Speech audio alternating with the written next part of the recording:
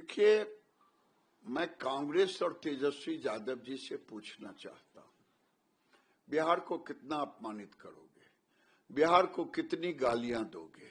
अब तो गाली देते देते आपने प्रधानमंत्री की मां बहन को गाली दिलवाया, और वही नहीं, स्टालिन को बुला करके गाली दिलवाया, रेवंत रेड्डी को बुलाया, उसके गाली। जो लोग बिहार को गाली देते रहे, जो लोग हिंदू धर्म को गाली देते रहे, उन लोगों को बुलवाया। अब जम्मू कश्मीर में अशोक स्तंभ, ये अशोक स्तंभ केवल अशोक स्तंभ नहीं है, भारत की भावना उसमें जुड़ी है, भारत के संविधान की आत्मा जुड़ी हुई है, बाबा साहेब अंबेडकर की आत्मा उसमें जुड़ी हुई है। और राहुल गांधी,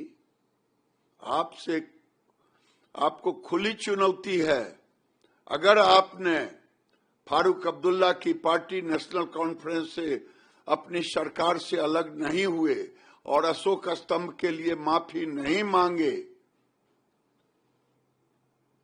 और अब तो अशोक सम्राट की अस्मिता भी जुड़ गई है, क्योंकि अशोक सम्राट की अस्मिता केवल यूपी और बिहार से नहीं था।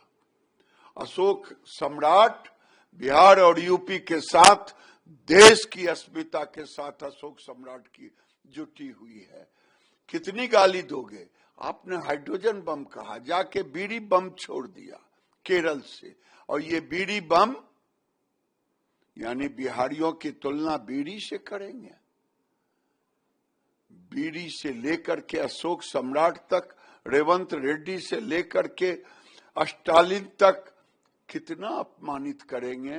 अगर आपने तेजस्वी यादव, राहुल गांधी माफी नहीं मांगा और फारूक अब्दुल्ला की पार्टी से, सरकार से इस्तीफा नहीं दिया, इसका अंजाम भुगतना पड़ेगा। इंडिया अलायंस का कोई भी जुबान खुल नहीं रही इस मुद्दे को। मैं तो यही कह रहा हूं, राहुल गांधी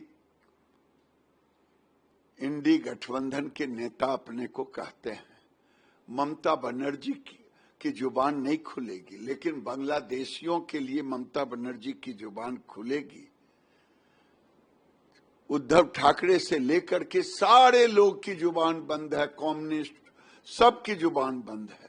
और तो और हजरते इमाम राहुल गांधी की जुबान बंद है। हजरते इमाम राहुल गांधी को कहना चाहता हूं कि अगर आपने फारूक अब्दुल्ला की पार्टी एनसी से अलग नहीं की तो इसका इंजाम भुगतना पड़ेगा। वो हजरत बल में केवल अशोक सम्राट का चिन्ह नहीं तोड़ा गया है, बल्कि भारत का दिल तोड़ा गया है, बिहार की अस्मिता को तोड़ा गया है, यूपी की अस्मिता को तोड़ा गया है, ये देश की अस्मिता को तोड़ा गया।